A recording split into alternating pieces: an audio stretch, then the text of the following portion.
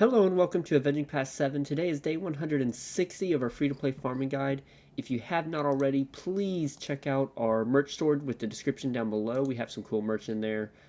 I've purchased multiple things from it, and I really like them. If you please also join our Discord down with the link below. We have some good discussions going on over there. Now, I may actually last night while thinking through what I wanted to put in today's video, I did make a list of things I wanted to talk about. And the first thing I think is going to get a lot of comments because we got to figure out what we're going to do with the account. I received multiple comments yesterday when asking for suggestions about Grand Arena and what I should do. I received multiple comments that it might be time to move away from the APGains farming guide. And so I want to discuss that. We'll look at our roster real quick. Our roster's not bad. It's not bad, but we're starting to hit some walls. And right now we're working to finish off, we're working on Bosk, so we're trying to finish off our bounty hunters. That's all good. The next phase in the for the farming guide, we're working on Qui-Gon, so we'll be getting working on Jedi. Should be getting General Kenobi, which I think we're getting close to that anyways. Treya, which Kenobi and Treya are both guild farms, so there's not much control I have over that. 3PO and Chewie, Aura Singh, I believe that's General Stark, Zam, and Mando.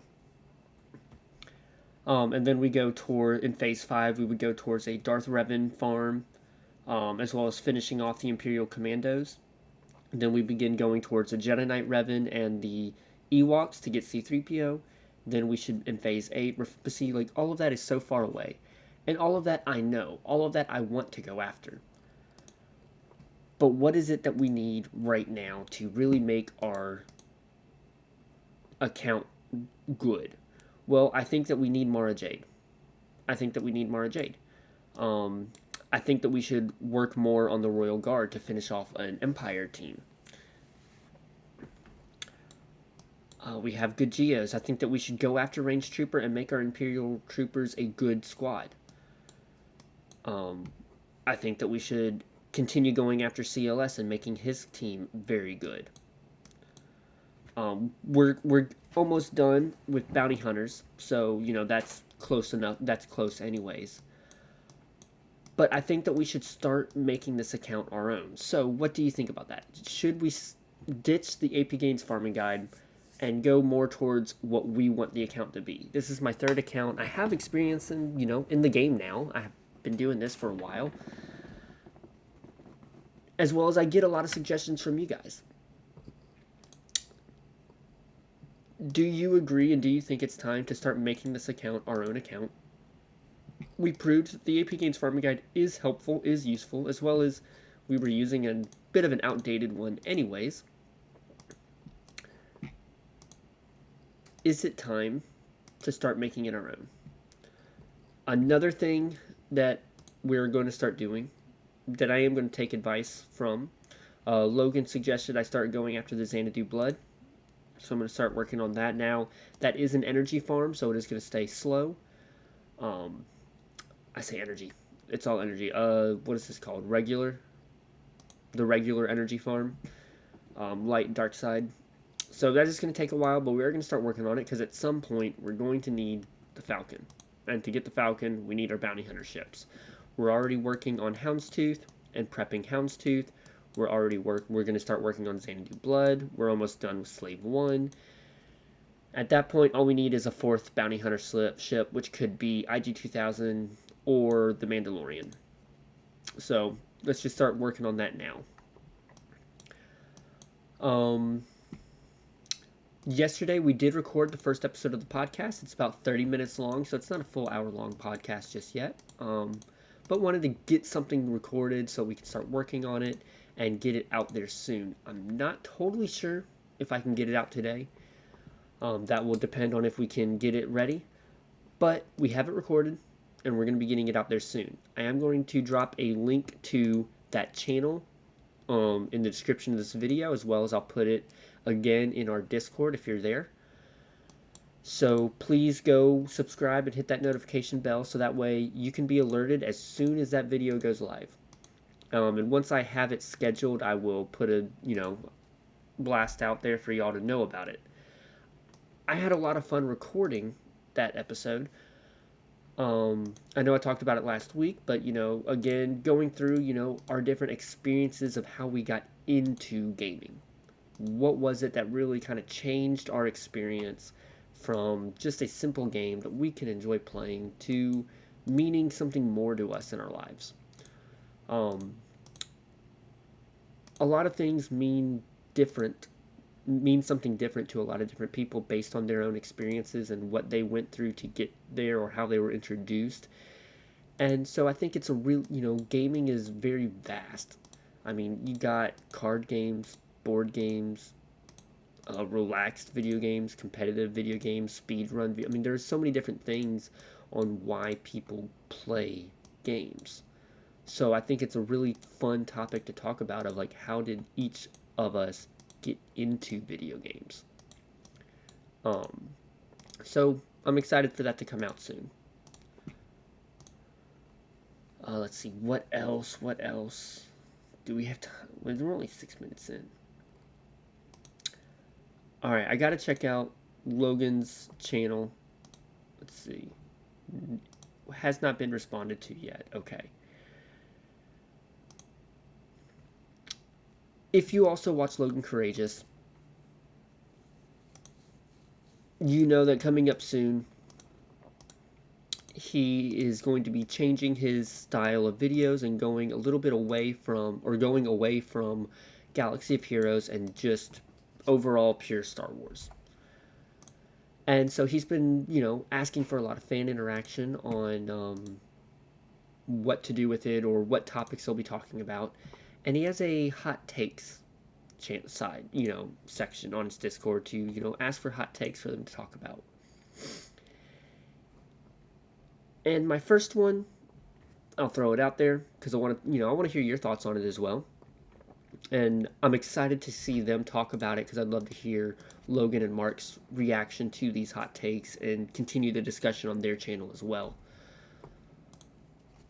But my first hot take was Solo: A Star Wars Story is the best Star Wars movie that Disney has given us.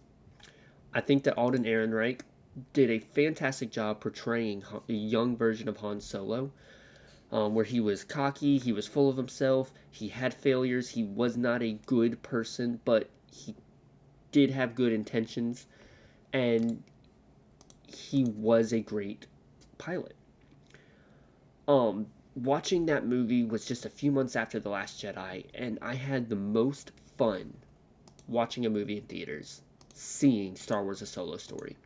And I think Disney robbed us by not giving us sequels to that movie. I think that the premise of the story was great. I think that the idea that they had was a great idea. And I think that leaving us in that cliffhanger of Darth Maul's around running Crimson Dawn, and we don't get to see any more of that, is awful. I loved that idea. I loved Kira as a character. I really liked Alden Ehrenreich portraying Han Solo, and was it Quentin Beck? I think so. His teacher a little bit, the leader who betrayed him, and he, and then he backstabbed. And I really liked that movie. It is my favorite Disney Star Wars movie, and I think that Disney mishandled their way of taking care of that movie. And they liked that. They messaged me and they said that they liked that idea. They liked what I, talked about with all of that, and they want to hear more. They wanted another hot take. And so I had to think about it for a minute. I had to think about what is another hot take with Star Wars. And I sat down and I thought about it for a while. I really did. I thought about it for a while. And I realized there is another hot take that I do feel like I believe in. I'll go in and we can look at our Grand Arena opponent. back when the sequel movies were coming out, and I'm sure that there's a lot of topics of people talking about it, there's always the discussion of women, the way that women are portrayed in media and in Star Wars. And that's what was so special about Rey. That she was a woman. That she was a female lead in her own Star Wars movies. Well, I think we'll be able to stand up against this guy. I think we'll be able to stand up against him.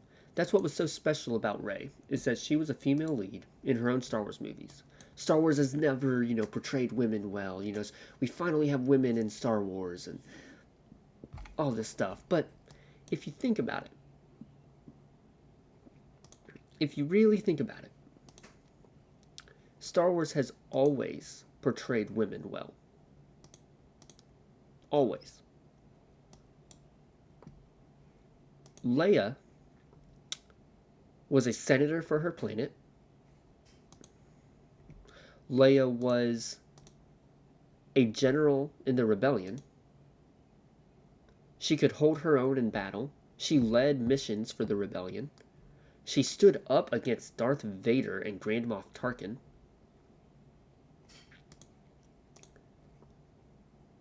Leia was a great portrayal of a female character being able to hold her own and stand up for herself.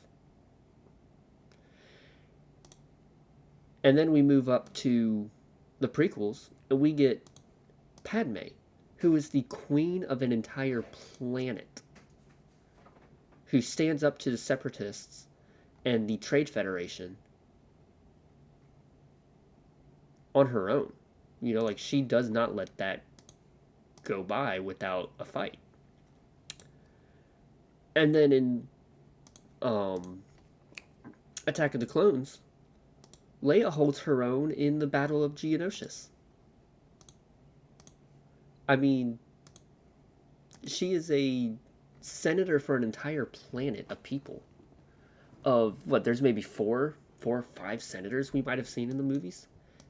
And she's one of them. And then we get to Clone Wars, and she's going off on missions and bringing planets over into the Galactic Republic. She's, standing up against separatists all the time. She is a great female character. She has flaws. She makes mistakes. She gets captured. She needs saving, sure. But at the same time, that's what makes her character great.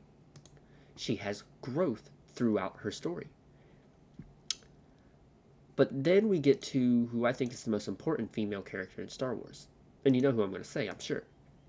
Ahsoka. Ahsoka is brought in as a child who has a lot of flaws, who needs to be taught a lot of things. And she makes a lot of mistakes. Sure. But she learns from those mistakes. She faces off against General Grievous. She faces off against Count Dooku, against Darth Maul, against Savage Opress. She faces off against people who are much better and stronger than her. But she does that, and she gets stronger over time. Over time, we eventually see her defeat and kill a Inquisitor and she doesn't even have a lightsaber. We don't see any other Jedi ever do that.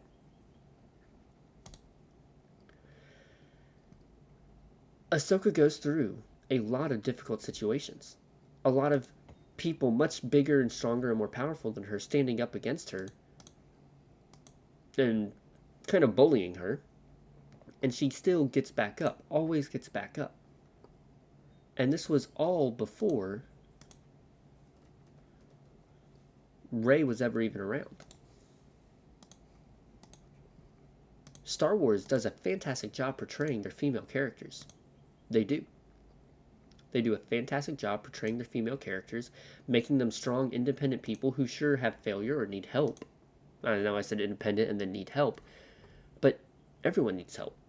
Everyone fails, needs that help, gets back up, and prepares themselves for the next time so they can hold their own the next time. Ahsoka is part of the start of the rebellion. Ahsoka stood up against Darth Vader. Ahsoka stood up against Inquisitors and Darth Maul. Ahsoka is a fantastic female character in Star Wars that grew over time and is still growing and still getting still getting stories about her. Rey is a character who grew up on a desert planet as a slave, was never allowed off the planet or to fly, and sees the Falcon and can immediately fly it and defeat TIE fighters with trained pilots. She goes up against Kylo Ren, who's been trained from childhood to be a Jedi or a Force user with a lightsaber, and she defeats him the first time she picks up a lightsaber. She learns how to use the Force faster and much stronger than Anakin or Luke ever did without any training. She's a Mary Sue character who just always was able to do what she needed to do for the story and never failed. While people might have praised Star Wars or Disney for making Rey the lead of Star Wars as a female character, they should have been criticizing them for the way they handled that character and not giving a female character a good story with failure, growth, and redemption like Ahsoka. Rey just always was able to do what she needed to do. She was not an interesting character that evoked emotion because she could fly the Falcon easily after never piloting a ship before. She had worked on him, I guess. But she defeated Kylo Ren without any trouble. Luke was never able to beat Vader in a fight the first time he stood up against Vader. Luke lost his hand the first time he stood up against Vader. Luke was utterly destroyed the first time he stood up against Vader. And that made his battle with Vader in the next movie that much more impactful and meaningful. But I want to hear what y'all think. I just ranted on about that for 10 minutes. I want to hear what your thoughts are on all that. And go over to Logan's channel, go over to his Discord, and add your own hot takes, your own thoughts into all this over on his Discord. Go support his channel as well. With all of that together, please let me know all of your thoughts on everything I just said. And y'all have a fantastic day, and may the Force be with you.